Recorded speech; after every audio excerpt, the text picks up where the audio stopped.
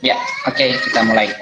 Nah, ini sebagai salah satu contoh penerapan aplikasi Graph oleh beberapa mahasiswa yang mengambil spesifikasi tentang data science, ya. Dia mengolah berbagai data, salah satunya data yang berasal dari jejaring sosial. Nah, jejaring sosial ini yang paling mudah diambil datanya saat ini itu adalah dari Twitter, gitu ya. Dari Facebook bisa sebetulnya, dan dari Instagram bisa, gitu ya.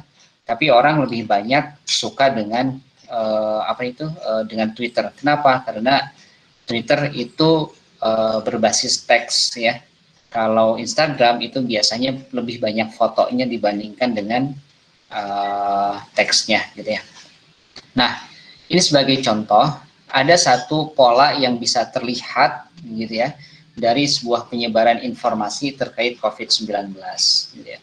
Nah, pola penyebaran COVID-19 ini bisa dilihat, gitu ya. Yang sebelah kiri itu adalah pola penyebaran di awal Maret, gitu ya. Di awal Maret tuh masih pola penyebarannya itu masih sedikit dan masih terpisah-pisah, gitu ya. Masih sedikit dan masih terpisah-pisah. Ini awal Maret 2020, gitu ya. Lalu di akhir Maret ya, kita melihat bahwa ternyata pola penyebarannya itu semakin rapat dan semakin banyak keterhubungan, gitu ya. Oke, kita lihat di sini. Nah, ini dia masih sedikit, ada kelompok-kelompok kecil, gitu ya. Boleh dilihat di sini ada kelompok-kelompok kecil, lalu keterhubungannya sedikit. Tapi di akhir Maret, ya, di awal pandemi itu banyak sekali orang-orang sudah mulai membicarakan tentang COVID-19 ini.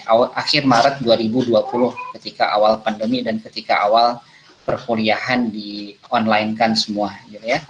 Kita bisa melihat, gitu ya. Kalian kalau misalkan lebih dekat melihat ke layar, ini ada garis-garis kecil, ya.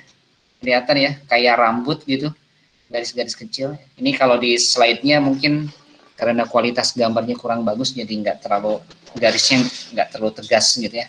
Tapi di sini ada garis-garis seperti rambut kecil, itu menandakan keterhubungan antara setiap orang dengan orang yang lain, setiap akun dengan akun yang lain, gitu. Oke. Nah, ada satu cabang dari data science itu yang berkaitan dengan media sosial, gitu ya. Namanya adalah social network analysis. Social network analysis, gitu ya. Jadi kalau kemarin kita belajar, Bapak memperkenalkan ada yang namanya text networking, gitu ya. Lalu ada people networking. Nah, penerapan di dalam media sosial itu biasanya disebut dengan social network analysis, biasanya disingkat SNA, gitu ya.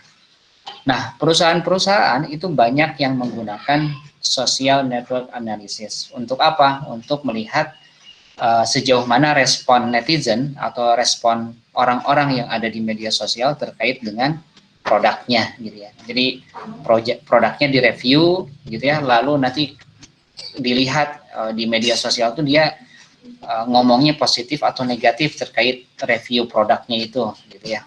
Nah, biasanya gitu. Nah, social network analysis itu biasanya seperti yang kemarin ya, ada node dan ada edge. Node itu biasanya vertex ya, yang kemarin kita sempat pelajari. Vertex, ada juga yang namanya edge. Nah, vertex itu kan simple, gitu ya, simple. Objeknya apa? Gitu. Nah, yang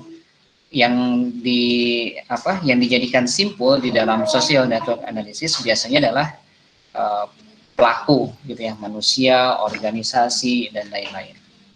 Nah, sedangkan edge itu adalah merepresentasikan aliran interaksi. Aliran interaksi. Jadi siapa berteman dengan siapa, atau siapa nge-share akunnya siapa, gitu ya, atau statusnya siapa, gitu, dan seterusnya. Kita ambil contoh ya, social network analysis itu kalau ditarik dalam dunia nyata itu kurang lebih seperti ini. Ini ada 4 orang nih, ada 4 orang ya. Katakanlah namanya adalah si Arya, Bella, Kristo, dan Desi, gitu ya. Kita ambil abjadnya, ini abjad A, B, C, D, gitu ya. Arya, Bella, Kristo, dan Desi. Nah, ceritanya kita bisa membayangkan bahwa keempat orang ini dia berbicara di media sosial, gitu ya. Di media sosial. Kita contohkan misalkan ada sebuah percakapan ya, si A ke si B misalkan. Si A ke si B. Coba. Si A, Arya itu berkomunikasi ke si B. Bella coba tanya Kristo dan Desi, mereka sudah tahu pencegahan COVID-19 gitu ya. Lalu si B bertanya gitu ya, karena di sini coba tanya ke Kristo dan Desi, dia coba nanya ke Kristo, kamu udah tahu belum kalau COVID-19 bisa dicegah gitu ya. Lalu Bella juga B ke siapa ini, Desi ya, lihat aliran anak panahnya ya, lihat aliran anak panahnya. Oke. Asalnya A ke B, oke, Arya ke Bella, lalu Bella bertanya ke siapa ini, Kristo ya. Pertanyaannya adalah, Kristo, apakah kamu sudah tahu kalau COVID-19 bisa dicegah gitu ya. Lalu dia bertanya juga ke Bella, ke Desi, Bella ke Desi gitu ya, Bella ke Desi. Kalau Desi udah tahu belum gitu ya. Nah, terus si Kristo ya itu bilang ya, tahu katanya pakai social distancing dan jaga kebersihan gitu ya, Bel. Nah, tapi dia menyampaikannya itu mungkin nggak langsung ke si Bella-nya, tapi menyampaikan pada saat si B-nya itu bertanya ke si D, nah si Kristo secara bersamaan pada saat bilang ke si D juga gitu ya. Nah, lalu ada si A menimpali gitu ya. Ayo kita cegah penyebaran COVID-19. Nah, percakapan seperti ini sebagai simulasi aja ya. Ini percakapan seperti ini bisa dianalisis melalui analisis graf, gitu ya. Bisa terlihat gambar ini pun udah terbentuk menjadi sebuah graf, gitu ya, menjadi sebuah graf. Maka social network analysis itu berisi tentang dua yang kemarin kita pelajari. Pertama adalah text networking, tentang apa hubungan yang dibicarakan. Yang kedua adalah tentang people networking. Jadi social network analysis itu berbicara tentang apa yang dibicarakan dan siapa yang membicarakan, gitu ya. Nah, jika kita mempelajari tentang SNA, Social Network Analysis, kita bisa mengetahui aliran-aliran informasi, dari siapa informasi itu, gitu ya. Sehingga kalau ada berita-berita yang tidak bagus, tidak baik, hoax, dan sebagainya, itu bisa ditarik mundur atau di tracing. Ini sumbernya dari siapa, dia nge-share dari siapa, dari akun siapa, hingga akhirnya ketemu ke sumber aslinya, gitu ya. Nah, selain kita bisa melakukan tracking, ya, penelusuran sebuah jejak digital, penelusuran sebuah jejak digital, kita juga bisa melihat siapa orang-orang yang paling berperan, gitu ya, orang-orang yang paling berperan dalam setiap penyebaran informasi. Kita lihat ya, misalkan contohnya, misalkan gini, nah kesini aja. Nah coba dilihat, di sini ada sebuah jaringan orang, ya, orang terhubung seperti bentuk graf yang ada di sini, gitu ya. Sebentar. Seperti yang ada di sini gambarnya, ada 11 orang, ya. Kenapa 11? Karena diawali dari huruf 0, diakhiri huruf 10, berarti ada 11 ya. Nah, ada 11 orang yang berinteraksi seperti pada gambar pada graf ini. Nah, pertanyaannya adalah siapakah orang yang paling penting jika kita melihat dari graf ini? Siapakah orang yang paling penting jika kita melihat dari graf atau gambar ini. Ini ada orang ke-0, ada orang ke-1, orang ke-2, orang ke-3, dan seterusnya. Nah, coba kalau dilihat dari graf itu, ya, ini ada orang ke-0, orang ke-0 terhubung ke orang ke-10, gitu, dan seterusnya. Siapa orang yang paling penting menurut kalian jika melihat dari gambar ini? Graf 10, Pak. Yang ke-10, Pak. Yang ke-10. Oke, sekarang Bapak misalkan tanya, ada opsi yang lain selain 10? Maksudnya ada yang jawab yang 5, Pak. Orang 3, Pak. Oke. Sekarang Bapak tanya dulu. 3, Pak. Tanya dulu yang 10. Resa. Kenapa pilih yang 10? Karena berinteraksinya lebih banyak, Pak. Interaksinya lebih banyak. Oke. Sekarang kalau misalkan tadi Ian Turnip tadi jawab apa? 3 ya kayak. Berapa?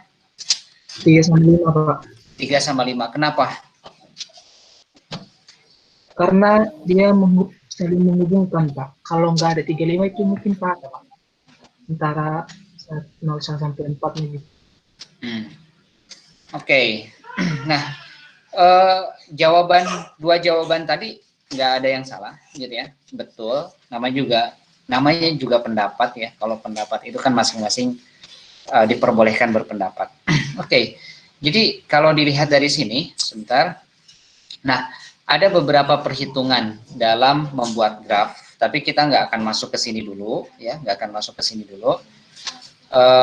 perhitungan tersebut memang menyimpulkan ada 2 yang boleh dibilang berperan penting, gitu ya. Siapa orang yang terpenting? Nah, menurut perhitungan-perhitungan yang tadi Bapak skip, ya, ini ada perhitungan-perhitungan, ya.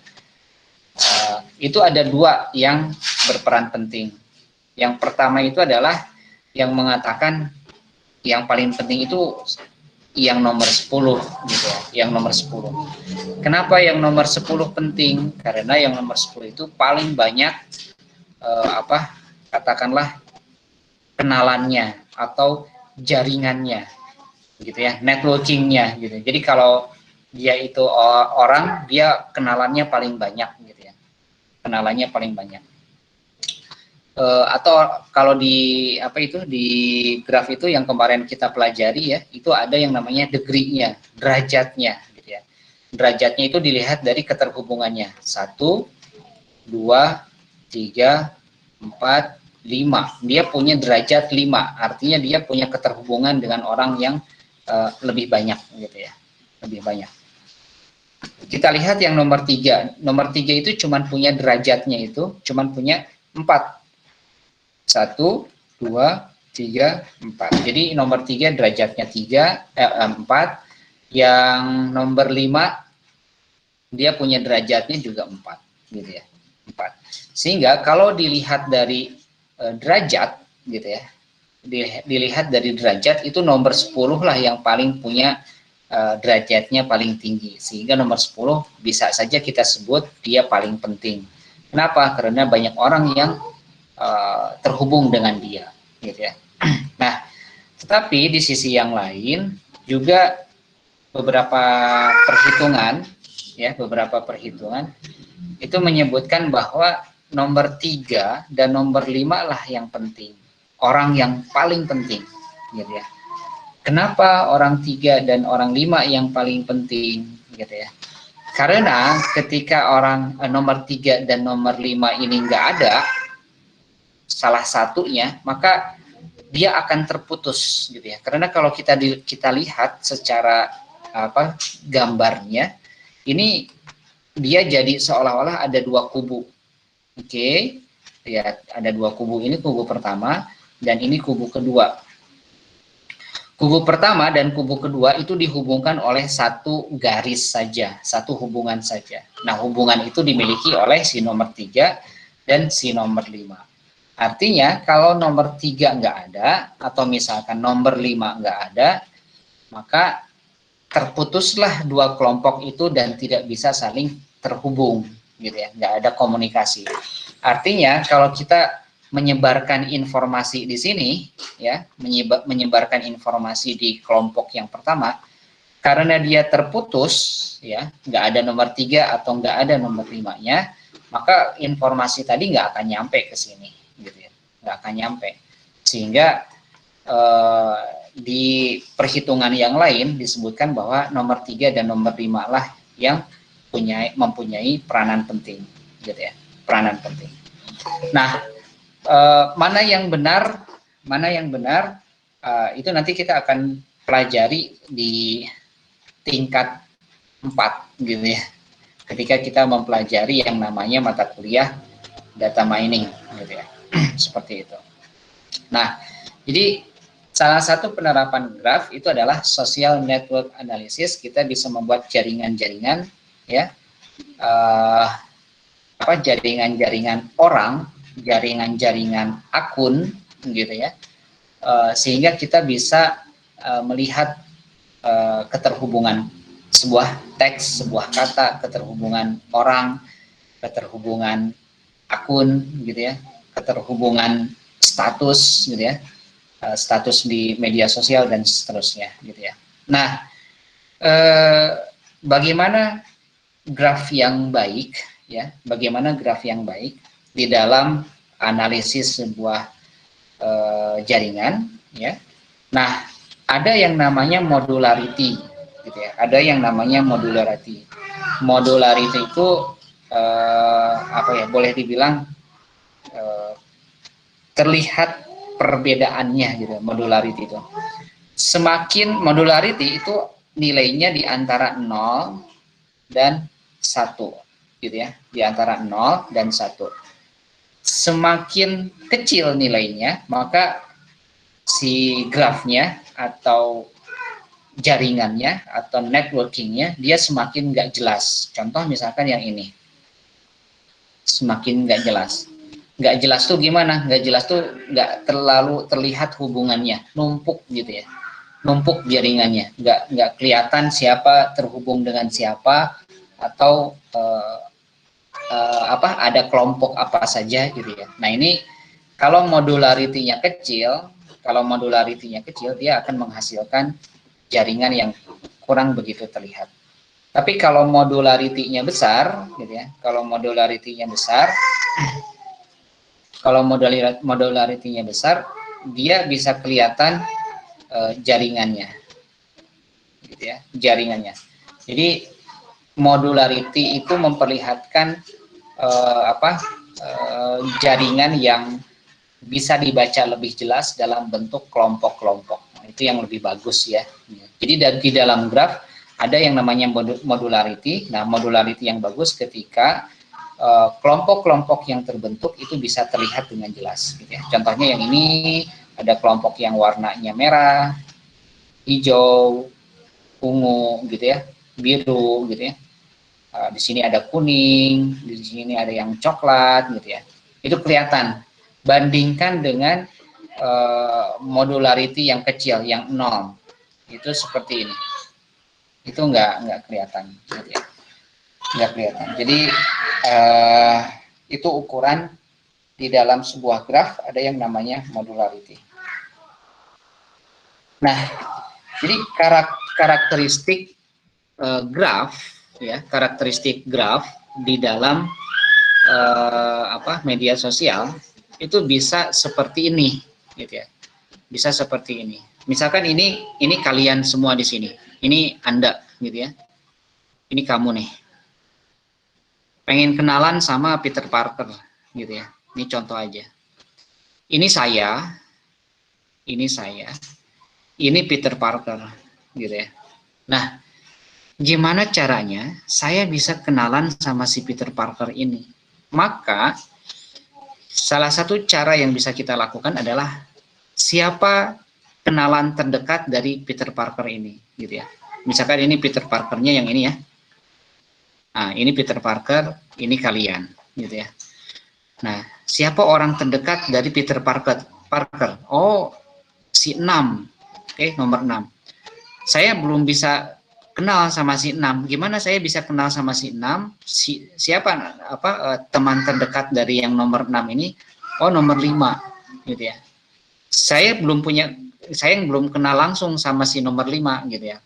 Kita lihat siapa teman terdekat si nomor 5. Oh, nomor 4 gitu ya. Terus ditelusuri hingga akhirnya kita ada orang yang bisa kita kenali gitu ya. Kita kenali untuk menghubungkan sampai ke si Peter Parker itu. Nah, jadi kalau saya misalkan mau kenalan langsung itu kan nggak bisa gitu ya. Nggak bisa gitu ya. Nggak punya nomor kontaknya, nggak pernah ketemu gitu. Hingga akhirnya kita mencari siapa temannya temannya itu gitu. Terus aja dicari hingga akhirnya kita bisa ada hubungan. Oke. Nah gitu ya, jadi ini nanti akan membentuk sebuah graf gitu ya. Saya kalau mau kenalan sama si itu harus kenal sama siapa dulu gitu ya. Nah, dulu ya sebagai apa? Sebentar. Oke, stop dulu.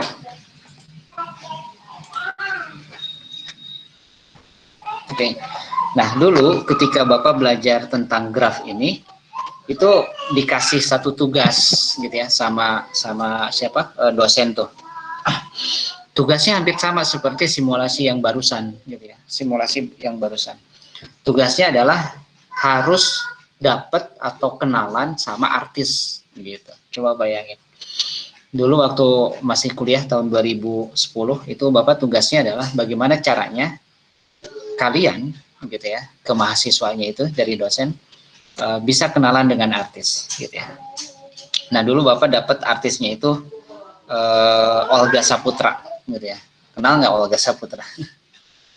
Kalau sekarang udah meninggal kalau nggak salah ya, udah meninggal. Iya, udah meninggal. Iya, Pak. Nah, dulu media sosial, Facebook, Instagram, Twitter itu nggak seramai sekarang gitu ya. Jadi dulu Bapak dikasih tugas untuk mencari atau berkenalan dengan artis yang namanya Olga Saputra. Silahkan membuat jejaring gitu ya. Intinya sih agar kita bisa membuat jaringan seperti tadi, saya mau kenalan sama Peter Parker, gimana caranya? Oh, berarti harus cari teman terdekatnya tuh supaya kita bisa ini apa kenalan. Nah, akhirnya dari situ setiap mahasiswa diberikan tugas yang berbeda ya, artis yang berbeda gitu ya. Maka semuanya mulai deh searching gitu ya. Mulai searching siapa misalkan apa itu namanya asistennya gitu ya. Asisten artisnya siapa gitu ya. Lalu temannya asisten itu siapa atau kuliah di mana gitu ya. Dicari hubungannya hingga akhirnya dapat orang yang bisa menghubungkan kita dengan artis tersebut gitu ya. Nah, tenang aja, tugas Bapak untuk dulu Bapak dikasih tugas mencari atau berkenalan dengan artis itu tenang aja, nggak akan dikasih ke kalian tugasnya. Susah ntar, kalau lulus semua ntar. Nah, singkat cerita ada yang dapat, ada yang enggak gitu ya. Ada yang dapat, ada yang enggak. Yang dapat apa? Yang berkenalan lah ya, yang dapat menyelesaikan tugas itu biasanya adalah mahasiswa yang mudah berkenalan dengan orang lain gitu ya, mudah dekat, cair gitu ya. Tapi kalau untuk orang-orang yang agak kaku gitu ya, susah berkenalan, ya itu biasanya agak sulit untuk memenuhi tugas tersebut gitu ya. Biasanya orang-orang IT itu yang ada di jurusan TI biasanya agak susah berkenalan gitu ya. Karena lebih banyak di balik layar, di balik codingan gitu. Beda dengan yang ada di jurusan komunikasi mungkin ya. Nah, kita akan masuk ke materinya gitu ya, ke materinya. Jadi kalau tadi membahas tentang masih contoh gitu ya. Sama seperti yang dikenalkan di pertemuan-pertemuan sebelumnya. Nah, kita masuk ke terminologi graf. Mungkin ini kemarin udah ada ya, udah sampai ke sini, tapi kita ulang dulu sebentar. Nah, di dalam graf itu ada yang namanya ketetanggaan, ya, adjacent. Nah, dua buah simpul dikatakan bertetangga bila keduanya terhubung langsung. Bila keduanya terhubung langsung, gitu ya. Jadi kalau kita punya seseorang, ya, kita nggak kenal siapa, dia adalah temannya teman kita, maka temannya teman kita itu bukan tetangga, gitu ya. Tapi yang jadi tetangga kita itu adalah teman kita, ya, yang berhubungan langsung. Contoh misalkan, kita lihat graf yang pertama, gambar yang pertama, yang ini, ya. Nah, simpul nomor satu yang ini bertetanggaan dengan simpul nomor 2 dan simpul nomor 3, gitu ya. Kenapa? Karena dia terhubung secara langsung, gitu ya. Tetapi dia tidak bertetanggaan dengan simpul nomor 4. Kenapa? Karena dia tidak terhubung secara langsung, gitu ya. Paham ya? Nah, sekarang kalau misalkan untuk graf yang kedua, gitu ya. Graf yang kedua. Karena dia cuman ada 3 simpul, coba dilihat hanya ada simpul 1, simpul 2, dan simpul 3, gitu ya. Itu semuanya saling bertetanggaan, gitu ya. Kita lihat misalkan simpul pertama. Dia bertetanggaan dengan siapa? Ya, dia bertetanggaan dengan nomor 2 dan dia bertetanggaan dengan nomor 3, gitu ya. Kenapa? Karena hanya ada 3 simpul, ya. Kalau yang graf pertama itu kan tadi ada 4 simpul ya, ada 4 simpul. Oke.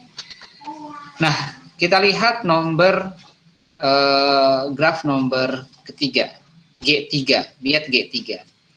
Nah, di graf yang ketiga ini unik, gitu ya. Ini unik. Kenapa uniknya? Karena ternyata ada yang punya tetangganya hanya 1 dan juga ada yang nggak punya tetangga sama sekali, gitu ya. Nggak punya tetangga sama sekali. Contoh misalkan simpul nomor 4, gitu ya, simpul nomor 4. Nah, simpul nomor 4 ini kita bisa lihat dia cuman punya teman atau tetangga 1, si nomor 3 aja, gitu ya. Nomor 3 aja. Artinya kalau dilihat dari aliran informasi, ya, aliran informasi, maka si yang nomor 3 ini termasuk orang yang sangat penting, gitu ya, sangat penting. Kalau nomor 3 ini nggak ada, maka si nomor 4 itu nggak akan dapat informasi apapun, gitu ya. Karena si nomor 3-nya nggak ada, dia terputus, gitu ya, terputus.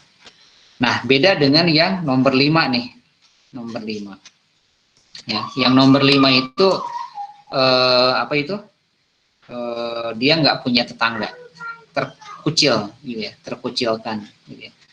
Nggak punya teman, nggak punya, ya pokoknya menyendiri aja, gitu ya, menyendiri. Nah, kita bisa merefleksikan ke dalam kehidupan kita sendiri, gitu ya.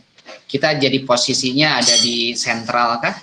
Orang yang paling dicari kah? Gitu ya. Atau kita menjadi orang yang biasa-biasa saja. Biasa-biasa saja itu contohnya yang nomor 2 dan nomor 1, gitu ya. Atau kita menjadi orang yang eksklusif, ya. Eksklusif itu yang nomor 4, hanya terhubung oleh 1 orang saja, gitu ya. Atau kita termasuk orang yang terkucilkan, gitu ya. Terkucilkan, kita nggak punya teman, ya, dan secara otomatis nggak dapat informasi apa-apa, gitu ya. Nah, yang bagus adalah mungkin kalian berusaha untuk menjadi yang nomor 3 ini, gitu ya. Berjejaring ke semua lapisan, ke semua orang, sehingga kita bisa dapat informasi dan segala macam. Oke, ini yang pertama tentang ketetanggaan. Oke, yang keduanya ada yang namanya bersisian. Bersisian. Kita ke contoh saja, ya. Kita ke contoh saja. bersisian berarti kita yang kita perhatikan adalah sisi, gitu ya. Sisi. Kalau tadi di ketetanggaan yang kita perhatikan adalah simpul. Yang pertama kali kita lihat simpul. Kalau yang ini yang pertama kali kita lihat adalah sisi. Nah, coba lihat sisi 2 dan 3. Oke, berarti sisi 2 dan 3 itu yang ini. Oke. Nah, sisi 2 dan 3 itu bersisian antara simpul 2 dan simpul 3. Jadi ini sangat mudah, tinggal lihat ujung yang satu dengan ujung yang lain, gitu ya. Nah, termasuk juga sisi sisi-sisi yang lain, gitu ya. Contohnya misalkan sisi 24, gitu ya. Sisi 24 maka dia bersisian dengan simpul 2 dan simpul 4, gitu ya. Sangat sederhana, ya. Maka secara otomatis jika kita melihat sisi 1, 2, ya, dia tidak bersisian dengan simpul yang ini, tidak bersisian.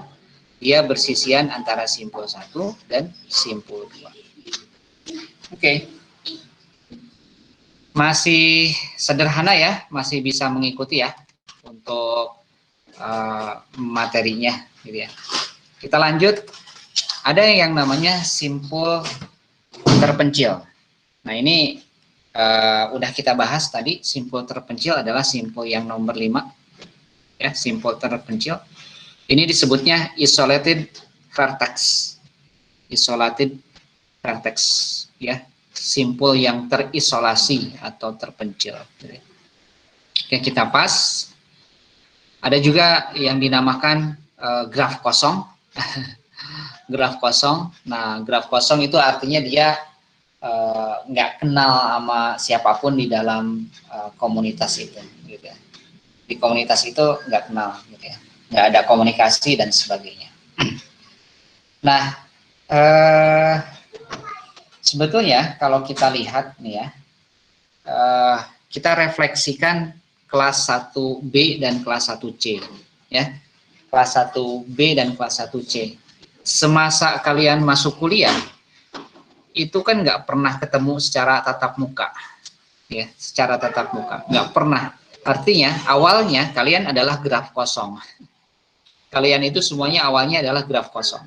Tetapi ketika ada dibuka komunikasi, gitu ya, maka mulai deh graf kosong ini akan terhubung satu sisi dengan sisi yang lain. Oke, terhubung, ada jaringan antara satu simpul ke simpul yang lain. Nah, biasanya yang jadi pusat simpul atau sentral itu adalah KM, gitu ya, KM.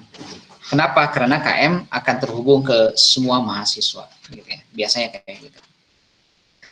Oke, terminologinya yang kelima sekarang, ya, yang kelima. Ini biasanya makin kesini makin agak susah, gitu ya.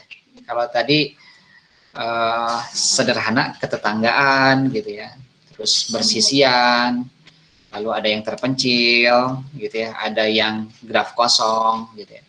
Nah, sekarang agak naik-naik dikit nih, gitu ya. Jadi kalian mulai konsentrasinya dinaikkan. Ada yang namanya derajat, degree, gitu ya, degree. Derajat suatu simpul adalah jumlah sisi yang bersisian. Jumlah sisi yang bersisian dengan simpul tersebut. Jumlah sisi yang bersisian dengan simpul tersebut. Itu hampir sama simulasinya seperti yang tadi ya. Seperti yang tadi dicontohkan.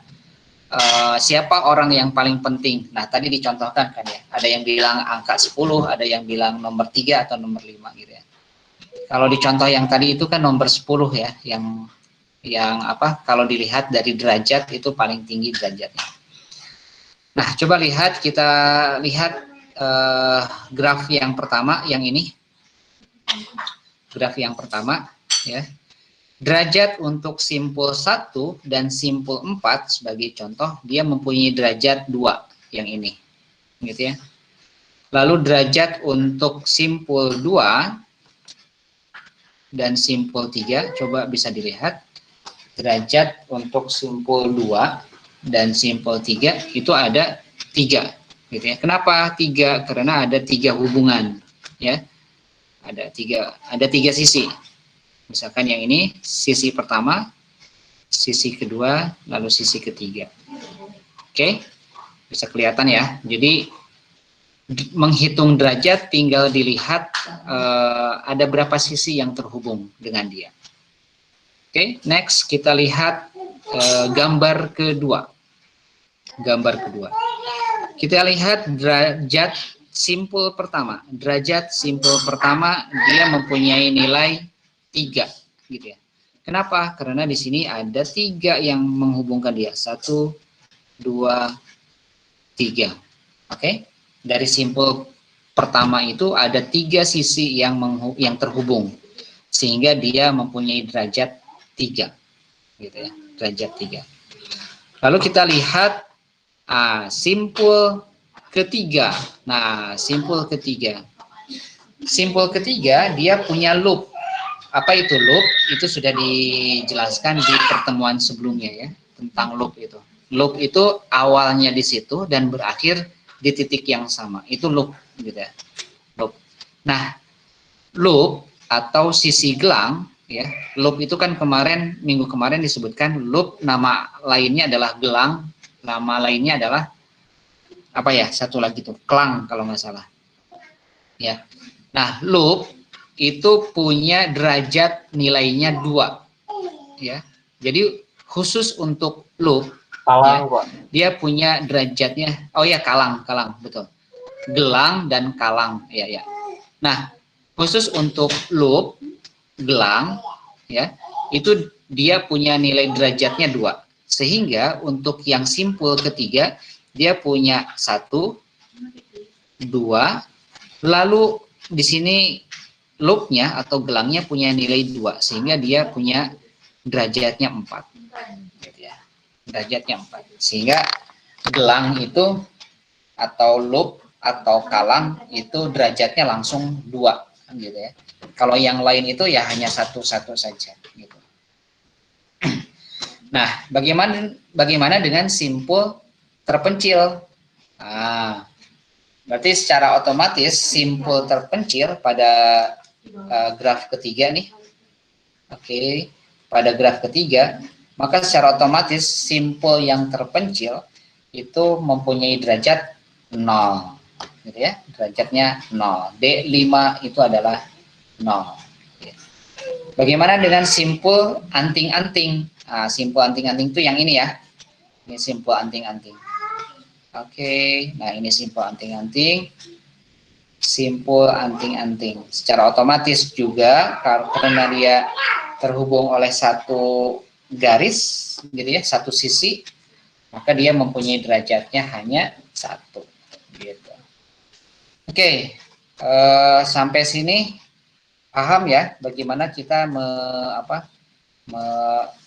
menghitung berapa derajat suatu simpul gitu.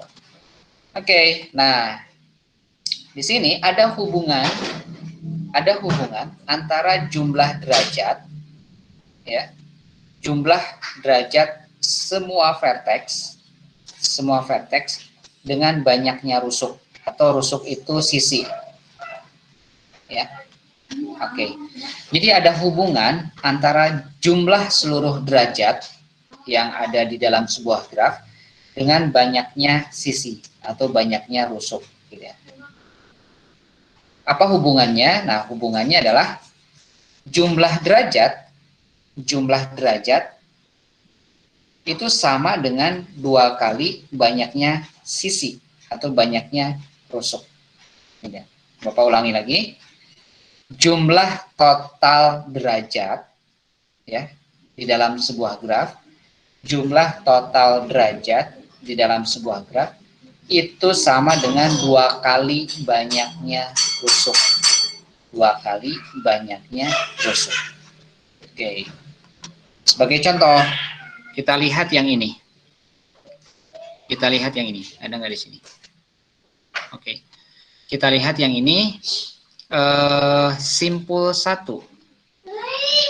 ada berapa derajatnya simpul 1 tuh? 2, ya kan? 2. 2, Pak. Oke, ini sama seperti simpul 4, 2, simpul 2 dan simpul 3 masing-masing adalah 3. 3. Berarti kalau di total berapa ini? Kalau di total 10. 10. Oke. Kalau di total 10. Nah, kita lihat ada berapa sisi? 1, 5. 2, 3, 4, 5. Maka jumlah derajat semua vertex 10 itu sama dengan 2 kali banyaknya sisi. Sisinya tadi ada 5, berarti ya 10. Jadi kita bisa tahu gitu ya. Oke, next. Kita lihat graf yang kedua. Oke, berapakah D1? 3. 3 Pak. 3. D2? 3. 3. D3? 2. 4. 4 Pak. Total? 9. Total? Total berapa? 10. Kan tinggal dijumlahin aja. Kita lihat berapa sisinya. 1, 2, 3, 4, 5. Oke. 5. Berarti sisinya ada 5. Berarti dikaliin 2 artinya jadi 10. Gitu ya. 10. Paham sampai sini? Paham ya? Insya Allah Pak. Oke, nah jadi di sini juga sama ya. Kalau yang graf yang nomor 3 nih, kita lihat graf nomor 3. Kita cek lagi D1. D1 itu isinya adalah 2. Oke. D2 berapa? 2, Pak. 2 Pak. D3 3 Pak. 3. 3. D4 1. 1. 1. Sama dengan 8. total 8. 8. 8. 1, 2, 3, 4. Ada 4 sisi, jadi totalnya 8 juga. Paham ya? Paham. Nah, coba Paham, perhatikan. Yang ini totalnya 8, yang ini totalnya 10, yang ini tadi totalnya 10 juga. Oke. Nah, bisa lihat nggak nih angkanya? 10, 10, 8. Nah, artinya jumlah derajat di dalam sebuah graf ya, totalnya itu bisa dipastikan dia selalu berangka genap. Coba lihat genap. Ini 8, ini 10, ini 10 juga gitu ya. Maka kita bisa lihat ya, jumlah derajat di dalam sebuah graf itu selalu genap gitu. Apalagi di sini 2 kali banyaknya rusuk, 2 kali banyaknya sisi. Semua bilangan yang dikalikan dengan angka 2 itu pasti hasilnya adalah genap gitu. Genap. Maka kita bisa menyimpulkan bahwa ya total derajat di dalam sebuah graf itu bisa dipastikan dia akan selalu totalnya genap. Gitu. Stop dulu di sini. Bapak stop dulu di sini, tarik napas dulu. Paham nggak? Kenapa sebuah graf totalnya dipastikan genap? Paham nggak? Paham Pak. Oke. Insya Allah. Jadi udah bisa dipastikan sebuah graf itu kalau derajatnya dihitung, ya, Bapak ulangi lagi. Kalau derajat sebuah vertex dihitung totalnya, ini totalnya dihitung, itu kita udah langsung buat udah langsung berpikir ini pasti hasilnya adalah genap aja, gitu ya, genap, dan tidak mungkin ganjil, gitu. Tidak mungkin ganjil. Sekalipun dia punya anting-anting, gitu ya, anting-anting yang sisinya hanya 1 ya. Ini kan sisinya hanya 1, setelah tadi kita hitung ya tetap aja ujung-ujungnya genap juga gitu. Oke, kita agak lanjut lagi ya. Nah, di pertemuan minggu kemarin itu dijelaskan tentang jenis-jenis graf. Di dalam saat membahas jenis-jenis graf itu ada yang namanya graf berarah dan graf tidak berarah gitu ya. Graf berarah dan graf tidak berarah. Contoh yang ini ada graf berarah dan ada graf, ya ini dua-duanya graf berarah. Nah, ketika kita berbicara tentang graf berarah, maka ada derajat, ada graf yang derajatnya masuk, ya.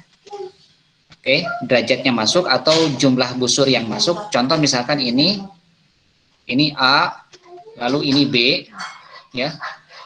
Nah, ini kalau ada keterhubungan lalu anak panahnya masuk ke sini, ya, maka ini disebut D-in, gitu ya. D-in, artinya dia derajat yang masuk, gitu ya. Derajat yang masuk. Jadi si A punya derajat masuk 1, gitu ya. Nah, kalau si B berarti kan ini derajat out, derajat yang keluar. Bapak kasih anak panah ya. D-in yang ini, yang A, karena dia masuk gitu ya. D-out itu contohnya adalah yang B. Yang B. Kenapa? Karena keluar dari B. Out. Gitu ya. Out. Nah, total derajat itu adalah jumlah dari yang keluar dan yang masuk. Total derajat. Gitu ya. Total derajat. Contoh. Kita lihat. Oke, kita lihat simpul 1. Nah, kita lihat simpul 1.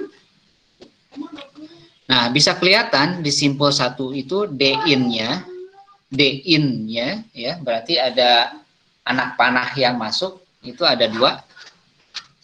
Ada 2. Lalu nanti kita bisa lihat juga D-out yang keluar itu 1 juga. Ya, 1. Kita lihat yang in tuh yang mana? Oh, in tuh yang ini. Ini in. Ini dari sini in, masuk gitu ya. Lalu out yang mana? Out itu yang sebelahnya, gitu ya. Ini yang sebelahnya out, gitu. Oke, paham ya?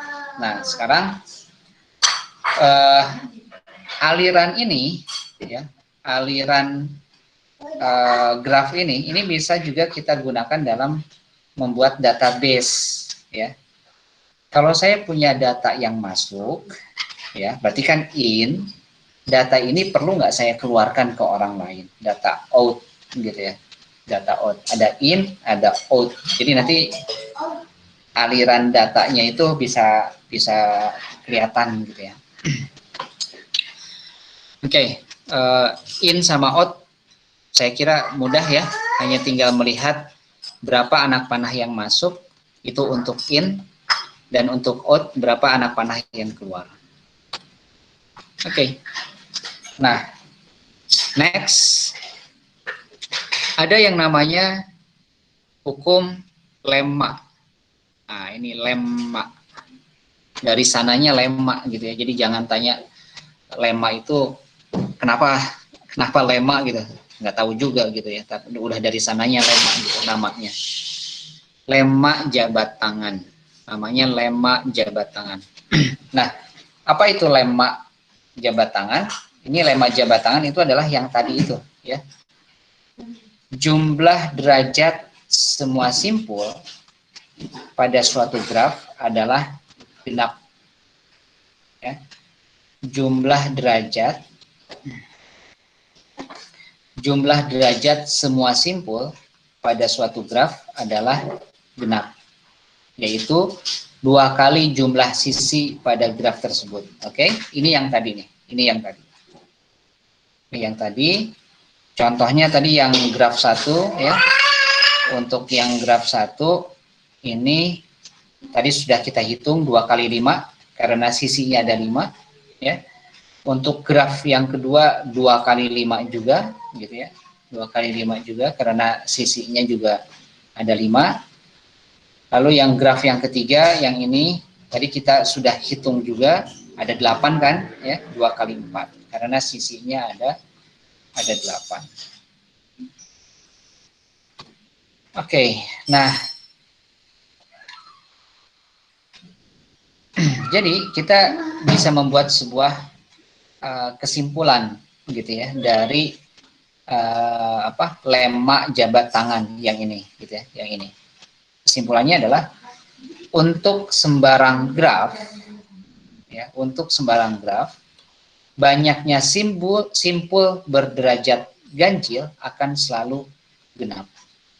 Intinya sih seperti yang tadi kita kita contohkan ya, jumlah derajatnya itu akan selalu genap. Akan selalu genap. Oke, kita masuk ke slide selanjutnya. Oke, kita masuk contoh. Kita masuk ke contoh. Coba perhatikan biar kita bisa mengikuti ya. Coba perhatikan. Nah, diketahui ada graf. Diketahui ada graf dengan 5 buah simpul. Ada graf, lalu 5 buah simpul. Nah, pertanyaannya, dapatkah kita menggambar graf tersebut jika derajat masing-masing simpul adalah seperti yang terlihat? Ada yang nomor A dan ada yang nomor B. Oke. Kita cek yang nomor A. Gitu ya. Salah satu cara untuk mengecek pertama kali adalah jumlahkan dulu. Gitu ya. Ternyata di sini jumlah dari simpulnya adalah ganjil. Ganjil. Berapa ganjilnya? Ternyata setelah dijumlahkan adalah 9. Maka secara otomatis kalau kita hubungkan dengan yang slide sebelumnya bahwa jumlah derajat itu harus genap, maka ketika kita menemukan yang ganjil, maka secara otomatis dia nggak bisa dibuat dalam bentuk gambar, gitu ya.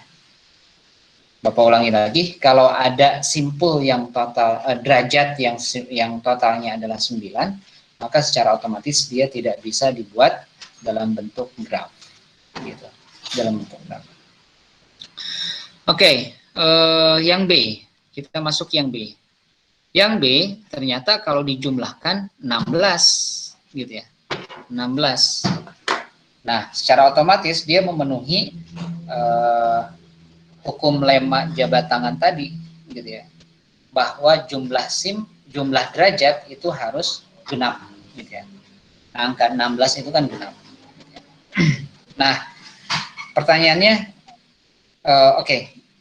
pertanyaannya adalah selanjutnya, apakah setiap derajat setiap graf yang jumlah derajatnya genap itu pasti bisa bisa kita gambar?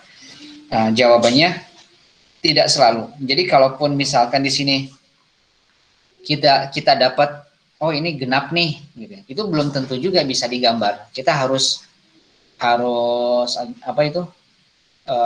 menguji coba, gitu ya. Kenapa? Karena tidak semua, walaupun di sini angkanya genap, itu bisa kita gambar grafnya. Nggak semua, gitu ya. Nggak semua. Biasanya jumlah simpul yang ganjil itu kurang dari jumlah simpul yang genap. Itu biasanya bisa digambar. Bapak ulangi lagi ya. Biasanya jumlah simpul ganjil itu kurang dari simpul yang genap. Atau jumlah simpul genap lebih banyak dibandingkan jumlah simpul yang ganjil derajatnya, gitu ya. Contoh ini yang ganjil ada 2, yang genap kan ada 3, gitu ya, ada 3. Maka dia bisa digambar, gitu. Nah, digambarnya seperti apa? Bisa digambarnya seperti ini. 2 berarti yang ini. Nih lihat 2, gitu ya. Dia ada 2 sisi. Ini 3, gitu kan? Ini 3, ini 4, lalu ini 4. Maka kita bisa menggambar grafnya dengan derajat berikut. 2, 3, 3, 4. 2, 3, 3, 4, 4. Gitu. Ya. Jadi kita bisa menggambar grafnya seperti apa berdasarkan derajat dari sebuah simpul. Ada pertanyaan?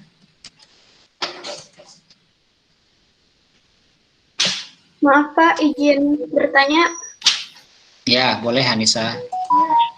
Tadi kan di gambar yang sebelumnya itu ada garisnya yang lurus, ada juga yang lengkung. Apakah ada pengertian barangkali untuk membedakan? Sama saja. Ya, maksudnya yang melengkung tuh yang ganda biasanya. Ini sama ini ada 2.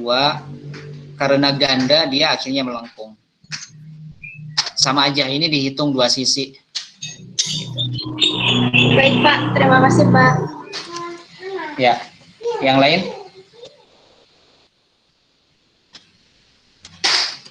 Ada yang mau ditanyakan yang lain? Oke, kalau tidak ada kita selanjutnya latihan. Oke, latihan. Pertanyaan pertama.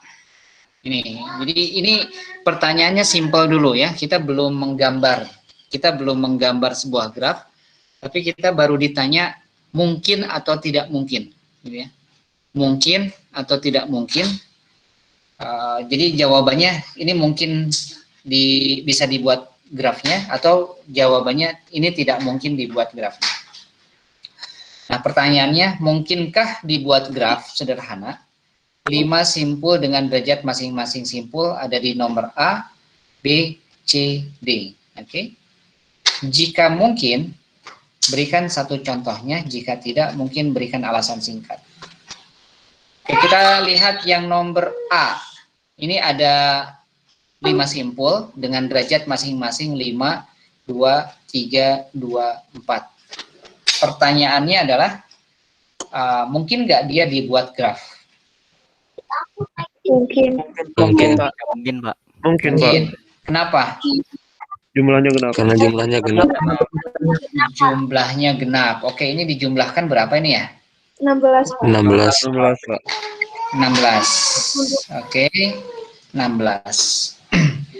Ada jawaban yang lain? Tidak mungkin saya, Pak. Tidak mungkin, Pak. Kita lihat. Siapa? Resa, kenapa Resa? Kenapa tidak mungkin?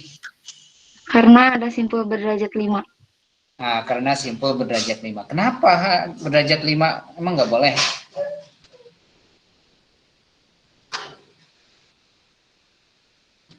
Kenapa, Res? Harus jelas.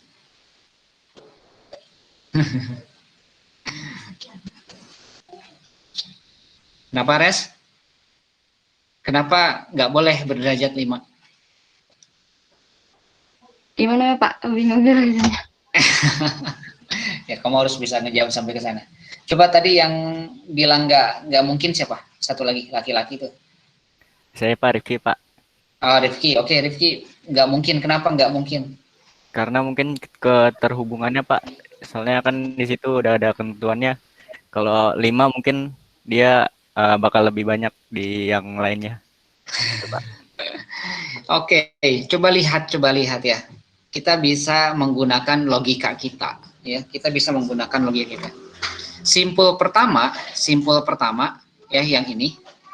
Simpul pertama, dia harus terhubung ke berapa simpul yang lain.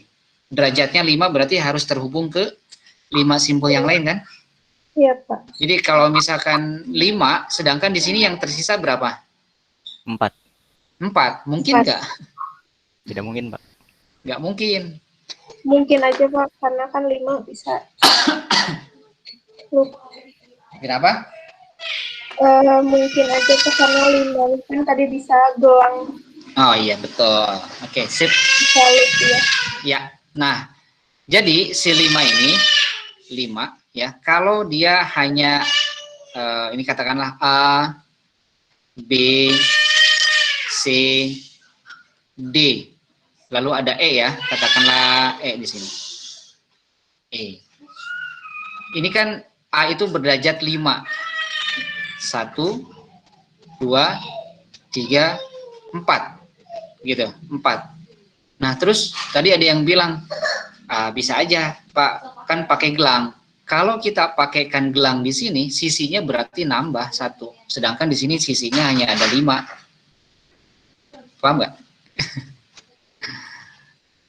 Berarti sisinya nanti, apa maksudnya? Nambah 1 ya Pak sisinya. Sisinya nambah 1. Gitu. 5 gitu ya, 5. Ada 5-nya 2 kali gitu. Nah, jadi yang nomor 1 ini terkendala dengan yang 4 ini, 5 ini gitu ya. Lalu yang B. Memungkinkan nggak? Mungkin, Pak. Mungkin? Mungkin Pak. Mungkin. Nomor 3, nanti setelah ini ada slide jawabannya ya. Yang nomor 3, kalau dari jumlah gimana? Ganjil, Pak. Ganjil Pak, nggak Ganjil. mungkin. Ganjil, Pak. Nomor D, Ganjil, Pak. nomor D ganjil? Genap. Genap. Genap. Genap, Pak. Ya, nomor D genap. Kita lihat jawabannya ya. Oke, nomor A. 5, 2, 3, 2, 4 tidak mungkin karena ada simpul yang berderajat 5. Gitu ya. Ada simpul yang berderajat 5. Lalu yang nomor 4 itu mungkin ya karena dia genap. Ya, dia genap. Lalu dia yang nomor C yang ini ya. Tadi kita sudah bisa prediksi dia tidak mungkin juga karena jumlah simpulnya berderajat ganjil ya, berderajat ganjil. Nah, alasan yang lainnya adalah juga karena jumlah simpul yang ganjil itu lebih banyak dibandingkan jumlah simpul yang genap gitu ya. Itu kan tadi Bapak menyampaikan biasanya yang bisa digambar itu adalah graf yang simpul genapnya, derajat simpul genapnya lebih banyak dibandingkan derajat simpul ganjilnya gitu ya. Nah, sedangkan di yang nomor C ini itu derajat simpul ganjilnya ada 3, sedangkan genapnya ada 2 gitu. Jadi biasanya ini nggak bisa gitu ya. Yang D tidak mungkin karena simpul 1 dan simpul 2 harus bertetanggaan dengan simpul sisanya. Nah, ini tadi analisis kita juga sebetulnya masuk ya, karena jumlahnya jumlahnya genap ya. Nah, ini jumlahnya genap ini contoh yang unik yang ini ya. Yang ini contoh yang unik nih. Ini kalau dijumlahkan ini kan genap.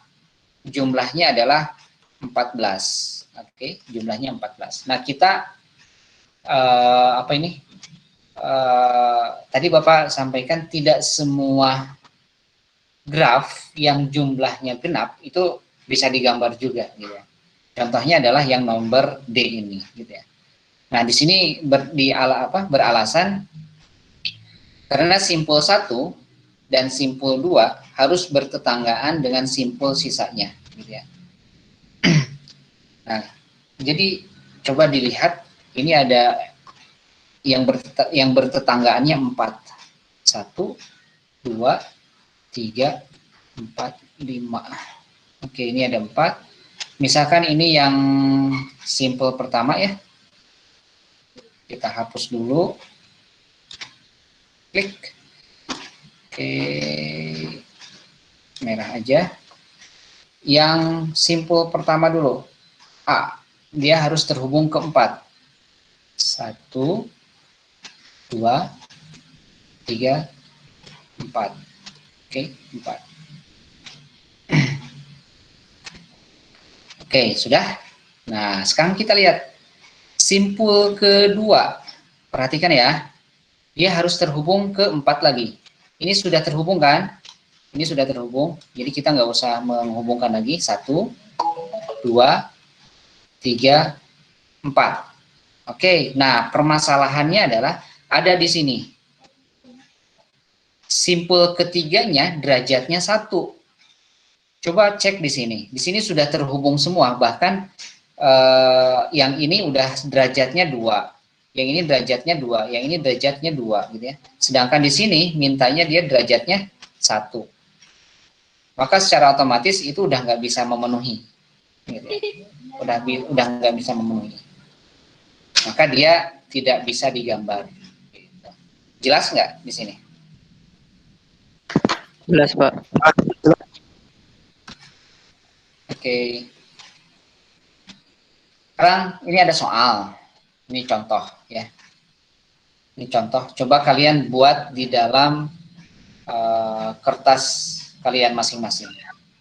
Sebuah graf ditentukan oleh himpunan vertex. Jadi ada simpul, vertex itu simpul. 1, 2, 3, 4, 5, 6. Lalu ada rusuk, ada sisinya menghubungkan 1, 2, 1, 3, 2, 3, 3, 2, 3, 3, 3, 4, dan 4. Coba kalian gambar.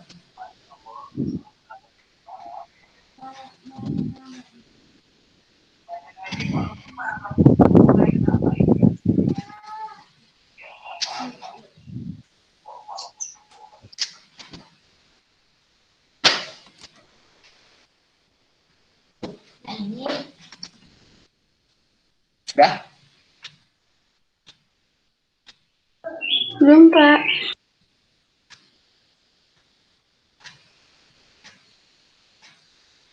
Belum, Pak.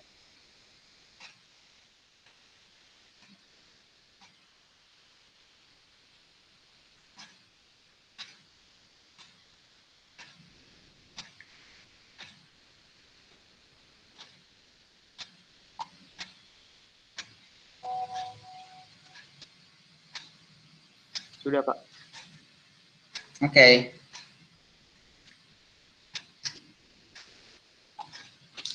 Pertanyaan pertama. Berdasarkan gambar yang Anda peroleh, ya, adakah vertex yang terisolasi pada graf tersebut? Ada nggak? Ada, Pak. Ada. Ada, Pak. Jika ada, sebutkan vertex terisolasi tersebut. 6 dan 1, Pak. Hah? Yang terisolasi? 5, Pak. 5, Pak. Ah, Oke, 5 ya. Jadi yang nomor ini vertex 5. Gitu. Sebetulnya kita bisa melihat dari sisi ini. Dari sisi ini. Nggak ada angka 5-nya kan di sini. Iya, Pak. Kalau nggak ada angka 5-nya, itu bisa dipastikan dia akan terisolasi.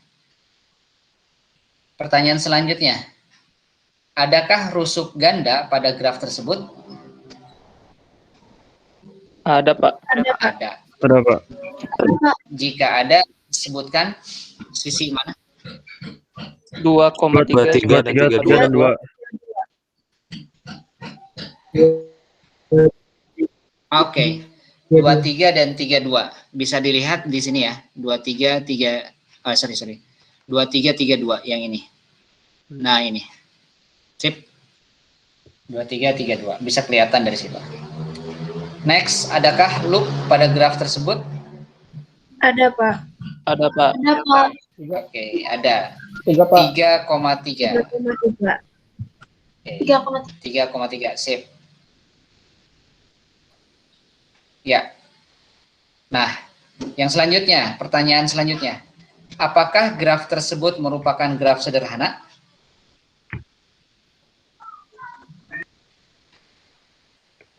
Apakah graf tersebut graf yang sederhana? Jawabannya?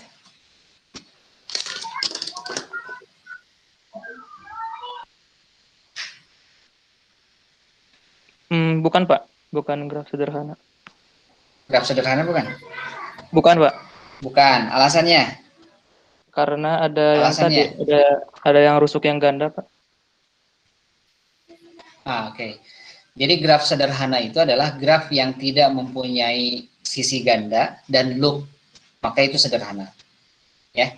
Nah, karena di contoh ini dia punya sisi ganda dan juga punya loop, maka dia bukan graf sederhana. Oke. Next, pertanyaan selanjutnya. Hitunglah jumlah derajat semua vertex. Hitunglah jumlah derajat semua vertex. 12. 12.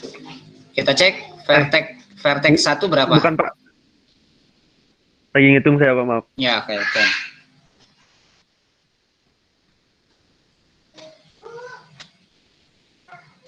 14 bukan, Pak?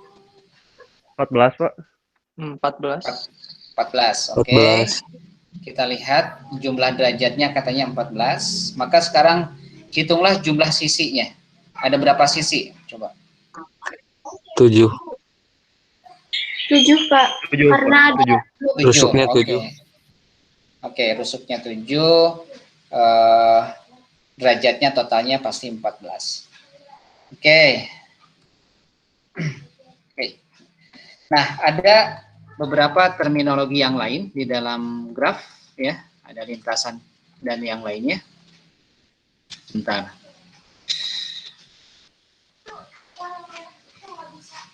Ya, nanti mungkin ini kita lanjutkan saja di pertemuan minggu depan terakhir, ya.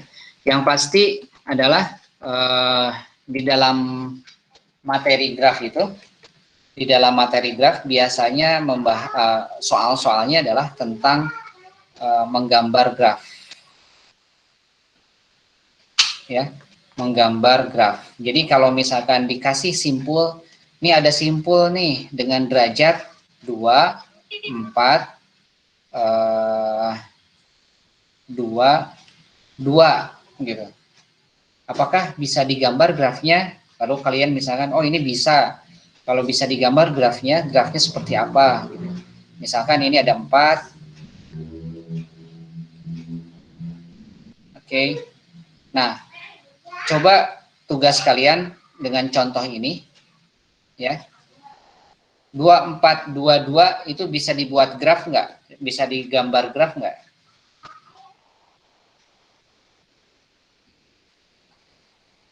Bisa nggak?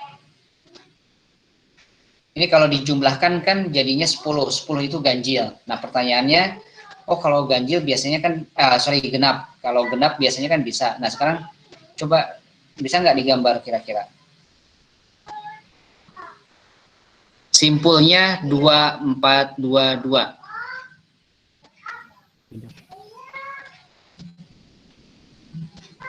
Bisa nggak digambar? Tidak, Pak. Apa? Enggak, Pak. Bisa nggak?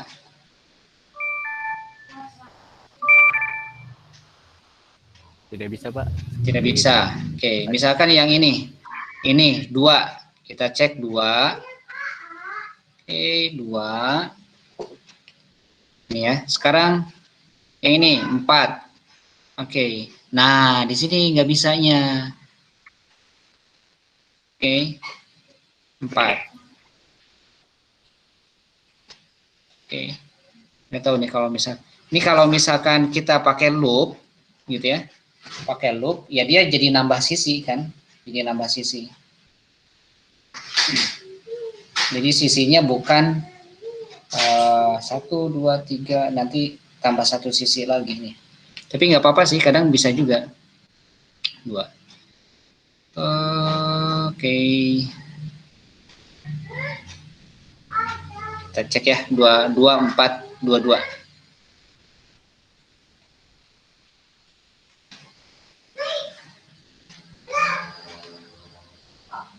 Kita pakai loop.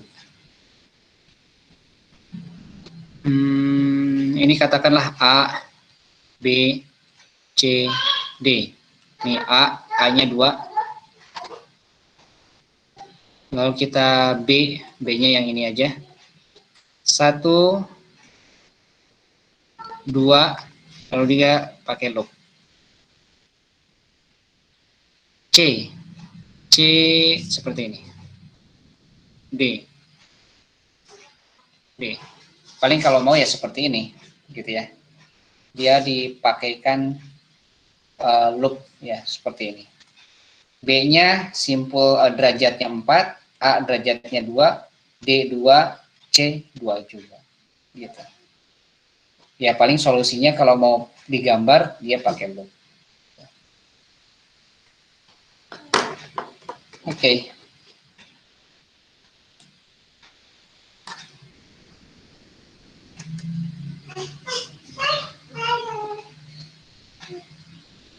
Oke, nah untuk sementara mungkin materinya sampai situ dulu ya. Kita baru mempelajari sampai bagaimana membuat sebuah graf.